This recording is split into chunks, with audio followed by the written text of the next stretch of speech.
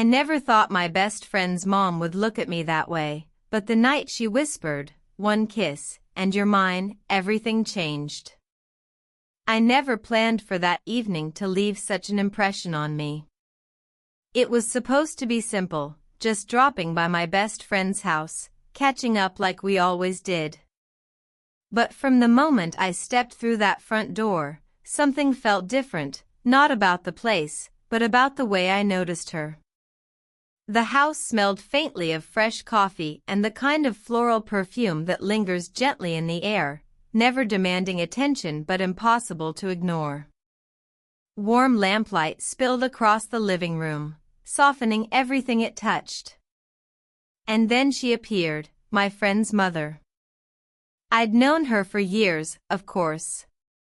She was always kind, always welcoming, always the one to ask if I'd eaten yet or if I needed another blanket during late-night gaming marathons. But that night, something shifted in the way I saw her. Maybe it was the way the light caught in her hair, or how her smile carried a quiet grace, confident, yet with a vulnerability just beneath the surface. She looked the same as always, but to me, she felt different. "Adnan," she said warmly, her voice carrying that familiar mix of strength and softness, "it's been a while. You've grown into quite the young man." Her words shouldn't have stirred anything in me, but they did. I smiled, awkwardly brushing it off with a laugh. "It's good to see you too.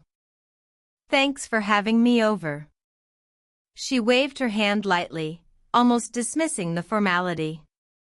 "You're always welcome here. You know that." And in that small moment, I felt something tighten in my chest. It wasn't just hospitality, it was presence.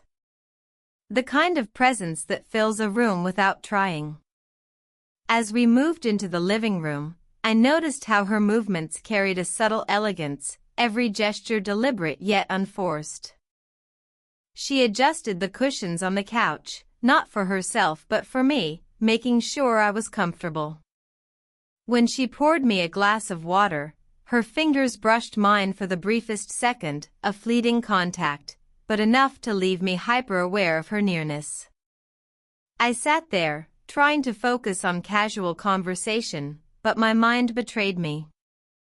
I couldn't help but notice the details, the way her eyes lingered on mine when I spoke, how she tilted her head slightly as if truly listening, how her laugh was lower and softer than I remembered. Guilt crept in. This was my best friend's mother. Someone who should have been untouchable in every sense. And yet, sitting across from her, the world outside that room felt strangely distant, as though this house existed in its own quiet orbit. She asked me about my studies, my plans, and my life in a way that felt genuine, not just polite small talk. Her attention made me feel seen, not as her son's friend, but as a man. That realization unsettled me, but it also pulled me deeper into a warmth I didn't want to escape. When my friend called out from upstairs, breaking the moment, I exhaled a breath I didn't realize I'd been holding. She smiled at me again, and I caught myself wondering, why does it feel like she's smiling only at me? That night began like any other. But in that quiet living room, beneath the glow of soft lamps and the weight of her gaze, I knew something had shifted. And I wasn't sure I was ready for where it might lead. When my friend excused himself to take a call upstairs, I thought nothing of it. Just a few minutes, I told myself. But those minutes stretched out longer than expected, leaving me alone with her. At first, the silence felt a little awkward. The hum of the television filled the space. The faint rattle of wind against the open window carried the scent of night jasmine inside. I shifted on the couch, unsure whether to check my phone or strike up small talk. But then she spoke, her voice pulling me back into the moment. "So, tell me," she began, setting her coffee cup gently onto the table, what's been keeping you busy these days? It was such a simple question, but there was weight behind it, a genuine curiosity that most people don't carry in everyday conversation. I started to talk about school, about trying to figure out what I wanted to do with my future. Normally, I skim through those details with people. But with her, the words just kept coming. She listened closely, her eyes locked on mine, not drifting, not half distracted like so many others. Every so often, she'd laugh softly at something I said, her laughter warm, the kind that made her eyes brighten. I caught myself smiling more than usual, just because of how she responded. It didn't feel like I was talking to my friend's mom anymore. It felt like I was talking to someone who saw me, really saw me, as more than just another young guy passing through her house. When she leaned forward to adjust the collar of my shirt, the moment shifted. Her fingers brushed lightly against my neck, cool at first, then warm from the brief contact. My breath caught. It was nothing, a motherly gesture at most, but it didn't feel that way to me. The touch lingered in my mind long after her hand withdrew. I tried to cover my reaction by making a joke, something light, but she just gave me this look. Not teasing, not playful, thoughtful. As if she was studying me, carefully deciding how much of herself to reveal. "You've grown," she said softly. "Not just taller. Different. More sure of yourself." Her words sank into me, stirring something I couldn't quite put into language. Compliments from her had always been casual, polite. But this felt personal, specific. It wasn't about appearances. It was about the person she thought she saw sitting across from her. I nodded, unsure what to say, and in that pause, the air grew heavier. I noticed how close we were sitting, her knee brushed mine when she shifted, and neither of us moved away. Her perfume, subtle and floral, seemed stronger now, or maybe it was just that I couldn't ignore it anymore. We talked a little longer, about books, about music, about things that surprised me, things we actually had in common. Each exchange felt effortless, like the conversation wanted to keep unfolding by itself. The longer it went on, the more I forgot about the fact that I was talking to my friend's mother, and the more I saw her as a woman, graceful, intelligent, and quietly vulnerable in ways I hadn't noticed before. When footsteps creaked upstairs, breaking the spell, she pulled back slightly, her expression smoothing into something more neutral. But just before she looked away, our eyes met, and in that split second, I knew we had both felt it. That subtle shift. That closeness that went beyond words. The kind of closeness that doesn't just linger in the air. It stays with you, long after the moment is gone. When my friend didn't come back right away, I realized I was still sitting there with her, the room growing quieter by the minute. The television murmured in the background, though neither of us paid attention. The only sounds I noticed were the faint ticking of the clock on the wall and the occasional soft exhale of her breath. She moved from the armchair to the couch, sliding into the space beside me. It wasn't unusual, the couch was more comfortable, after all. But the distance she left between us was far smaller than I expected. A cushion, maybe less. At first, I tried to tell myself I was imagining it. But then her knee brushed mine. Just the slightest touch, casual, unremarkable, except it didn't feel casual.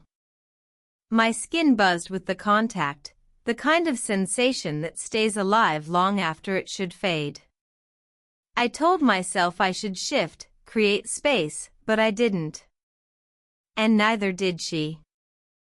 She leaned back into the cushions, her shoulder resting closer to mine now, her body angled ever so slightly in my direction. The lamplight softened her features, tracing the gentle lines of her face, catching in her eyes. She looked comfortable, almost too comfortable, as though sitting near me wasn't unusual at all. "So tell me," she said quietly, turning toward me, "do you ever feel like life is rushing past too quickly?" The question caught me off guard. I swallowed, nodding. All the time. Sometimes it feels like I'm still trying to figure out who I am, and the world keeps moving faster anyway. She smiled faintly, her gaze settling on me with an intensity that made me want to look away, but I couldn't. "You're young," she said. "You have time. More than you realize." The words should have been reassuring, but the way she spoke them carried a tenderness that made my chest tighten. Her hand came to rest on my arm, lightly, as if to anchor me to the truth she was offering. Her touch was gentle, deliberate, but not fleeting this time. I felt my throat dry. I tried to focus on the TV, on anything that could ground me, but it was useless. My mind was caught in that touch, in the warmth of her skin through the thin fabric of my shirt. I turned to her, meaning to respond, to say something, anything, but when I met her eyes, words deserted me. She held my gaze, calm, steady, her lips parting slightly as if she was about to speak but changed her mind. The silence that followed wasn't uncomfortable. It was charged. Heavy with something unspoken, something neither of us dared to name. And then she laughed softly, breaking the moment just enough to ease the tension. "Listen to me," she said, shaking her head gently. "I sound like I'm twice my age, giving advice no one asked for." Her laugh was light, but the warmth in her eyes didn't fade. If anything, it deepened, as though she wanted me to know she wasn't pulling away from what just happened. I smiled back, forcing my voice to sound steady. "No. I don't mind. Honestly, I could listen to you all night." She didn't reply. She just let her hand linger a moment longer on my arm before drawing it back slowly, her fingertips sliding away like a whisper. And in that small, delicate movement, I understood, something had shifted between us. Something we couldn't undo. The night had grown quieter, as if the world outside had gone still just for us. The glow of the lamp painted the room in gold and shadow, and for a moment I wondered if time had slowed down, too. She shifted slightly on the couch, turning toward me. Her expression wasn't guarded anymore, it was softer, thoughtful, almost hesitant. For the first time that evening, she looked less like the woman who carried herself with such confidence, and more like someone allowing themselves to be seen. "You know," she began, her voice low, almost tentative, "it's been a long time since I've had a conversation like this." I tilted my head, curious. "What do you mean?" She exhaled, her fingers absently tracing the rim of her coffee cup before setting it aside. "Most days, everything feels routine. Work, responsibilities, small talk that doesn't really go anywhere. But tonight," she stopped herself, her gaze flicking away as if she wasn't sure how much to say. I leaned in slightly, my voice quiet. "But tonight?" Her eyes returned to mine, and for a brief moment, I saw the truth there, the weight of loneliness she usually hid beneath her poise. "Tonight feels different. I feel comfortable. At ease. And I don't even remember the last time I felt that." Her words sank into me, carrying more meaning than she probably intended to show. She wasn't talking about the room, or the evening itself, she was talking about me. I swallowed, unsure how to respond. A dozen things raced through my mind, the right thing to say, the wrong thing to admit, but all that left my lips was honesty. I feel the same. The corners of her mouth lifted just slightly, but it wasn't a playful smile. It was something gentler, tinged with sadness. She tucked a strand of hair behind her ear, a nervous gesture that didn't match the composed woman I thought I knew. "I shouldn't be telling you this," she said softly, almost to herself. "But sometimes, it's easier to be honest with someone who doesn't expect anything from me. Someone who just listens." Her voice carried a vulnerability that stirred something in me, not pity, but a deep ache to understand her more, to be the person she could lean on. "You deserve that," I said quietly. "To be heard. To feel like yourself." Her eyes softened further, and for a heartbeat, the distance between us felt non-existent. She tilted her head slightly, as though testing how close she could allow herself to get without crossing the line. The silence that followed wasn't empty. It was filled with everything we weren't saying, the pull between us, the hesitation, the fear of what it might mean. I could feel my pulse quickening, the weight of the unspoken stretching taut in the air. And then she whispered, almost to herself, "You make it too easy to forget the rules." Her words lingered in the quiet, heavier than anything else she'd said all evening. They weren't a confession, not directly. But they carried the weight of one, a hidden truth wrapped carefully in hesitation. I wanted to answer, to bridge that fragile space between us, but before I could, she looked away, reaching for her cup as though nothing had been said at all. Still, the echo of her words stayed with me, pulsing like a secret promise, too easy to forget the rules. The night had stretched late, but neither of us seemed in a hurry for it to end. My friend was still upstairs, his voice faint now and then on the phone, but down here it felt like we were in a separate world. She sat angled toward me on the couch, her body language open, her expression unreadable yet impossibly magnetic. I could feel the warmth radiating from her so clearly it was as if the air between us had thickened. Every shift, every breath, seemed amplified in the quiet. For a while, neither of us spoke. The television hummed unnoticed in the background, its light flickering across her face. She seemed lost in thought, her fingers loosely interlaced in her lap. I wanted to ask her what she was thinking, but I was afraid of the answer, and maybe she was afraid of giving it. Finally, she broke the silence. "Do you ever wonder," she said softly, "why some people come into our lives and feel different from the rest?" The question hit me harder than it should have. I didn't trust myself to answer honestly, so I simply nodded. Her eyes lifted to meet mine, steady and unflinching. "That's what tonight feels like to me." My chest tightened. Every instinct told me to look away, to diffuse the moment with a joke, but I couldn't. There was something in her gaze that held me, something fragile yet certain. She shifted closer. The space between us, already small, dissolved. I could feel the faint brush of her sleeve against my arm, the scent of her perfume more intoxicating now than ever. My pulse pounded in my ears. Her voice dropped to a whisper, low and deliberate. "One kiss, and you're mine." The words hung in the air like a spell, soft yet irrevocable. I felt the ground beneath me tilt, every boundary I'd clung to collapsing under the weight of what she'd just said.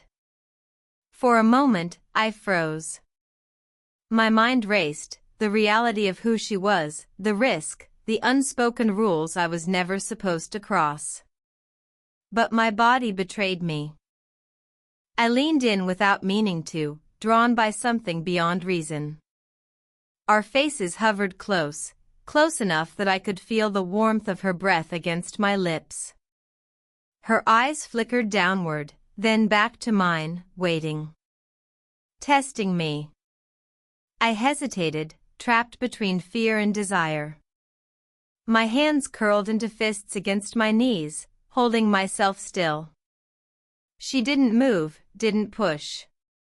She just waited, patient and certain, as if she knew the choice was already made. Time seemed to stretch impossibly thin. Every second was louder than the last, every heartbeat echoing in my chest. I wanted to tell her no. I wanted to stand, to create space, to protect the fragile line between us. But the truth was undeniable. I didn't want to stop. I didn't want to move away. So I stayed there, breath mingling with hers, teetering on the edge of something irreversible. The weight of her words wrapped around me, leaving me trembling in their shadow. One kiss, and you're mine. And in that suspended silence, I knew, whatever happened next, nothing between us would ever be the same. Her words still echoed in my head, looping like a secret I wasn't ready to admit. One kiss, and you're mine. We sat there, caught in that fragile moment, suspended between restraint and surrender. I could feel the heat of her presence, the nearness of her body, the pull of something I'd tried so hard to ignore. My mind shouted warnings, but my heart was already leaning toward her. She didn't move. She didn't press. She simply waited, her eyes steady on mine, her expression soft yet unwavering. The patience in her gaze both unsettled and reassured me. She wasn't asking, she was offering. And the choice, terrifying as it was, belonged to me. I drew in a shaky breath, the sound of it louder in the stillness than I intended. Her lips curved into the faintest smile, but it wasn't playful.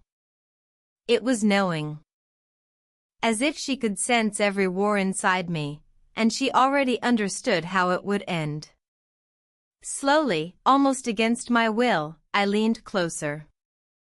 The world around us seemed to fade, the hum of the television, the creak of the house, the distant murmur of my friend's voice upstairs. None of it mattered. The only thing I saw, the only thing I felt, was her. Her eyes flickered closed just as my lips brushed hers. The contact was feather-light at first, hesitant, a question rather than an answer. But even in that hesitation, the rush that went through me was overwhelming. It was as if every nerve in my body had awakened at once. I pulled back an inch, my chest tight, my breath shallow. She opened her eyes, and in them I saw no regret, no hesitation, only warmth, only a quiet relief, as if she had been waiting for this longer than I realized. And then she reached for me, her hand rising to cradle my face. Her palm was soft, her thumb tracing gently along my cheekbone, grounding me in the moment. She guided me back toward her, closing the distance I'd almost broken. This time, when our lips met, there was no hesitation. The kiss was unhurried, tender, but powerful in its simplicity. It wasn't wild or rushed. It was deliberate, a choice made and sealed. Her lips moved against mine softly, like she wanted to memorize the shape of the moment, to savor rather than consume. I felt her fingers curl lightly at the nape of my neck, her touch both gentle and commanding, as if reminding me that I'd crossed into something I could never step back from. When we finally parted, she didn't let go. Her hand stayed on my face, her thumb brushing my skin in small, absent circles. She studied me quietly, her eyes searching, almost vulnerable. "You see," she whispered, her voice low, trembling only slightly. "There's no turning back now." I swallowed, my pulse still racing, the weight of her words pressing into me as firmly as her touch. And yet, despite everything, the risk, the impossibility, the danger of it all, I didn't want to turn back. For the first time that night, I stopped fighting myself. And in her eyes, I saw the same truth reflected back at me. The silence after the kiss felt heavier than the kiss itself.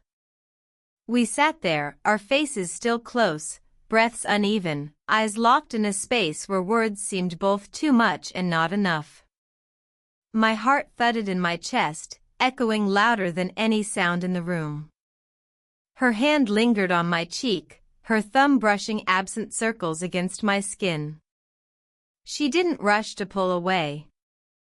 Instead, she studied me with an intensity that left me breathless, as though she were memorizing the moment, engraving it into memory. For the first time that night, I spoke without overthinking. I don't regret it. Her lips curved into the faintest smile, soft, cautious, but real. She let her hand fall back into her lap, her fingers intertwining nervously. Neither do I, she admitted, her voice almost a whisper. But it doesn't make this any less complicated. The weight of her words settled between us. She was right. Nothing about what just happened was simple. She was my friend's mother, someone I'd known for years in a way that should have kept boundaries clear. And yet, boundaries had blurred, broken, melted into something else entirely. I leaned back into the couch, running a hand through my hair, trying to catch my breath. I know, I said softly. It's complicated. But I can't pretend I don't feel this. Not anymore. She looked at me, her expression flickering between fear and warmth, hesitation and longing. Do you have any idea how dangerous this is? She asked, though her tone wasn't scolding. It was vulnerable, almost pleading for honesty. Yeah, I admitted. But I also know I've never felt this way about anyone else. Her eyes softened at that, and for a moment, the fear melted. She shifted closer, her shoulder brushing mine as though needing the contact. We sat like that, side by side, holding on to the fragile comfort of each other's presence. The clock ticked steadily in the background. Upstairs, the faint sound of footsteps reminded us of the reality just beyond the door. But here, in this small cocoon of lamplight and silence, it felt like we existed in a world apart.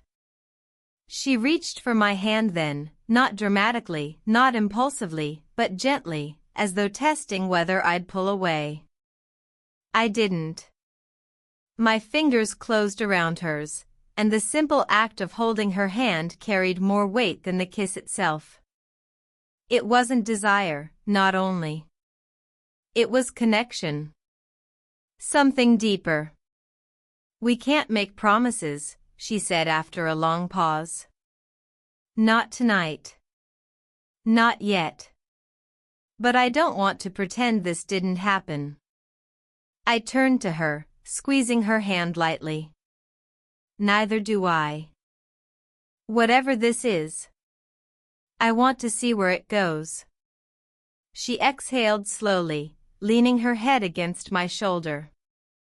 The gesture was tender, unguarded, and for a moment, it felt like everything in the world had gone still just for us.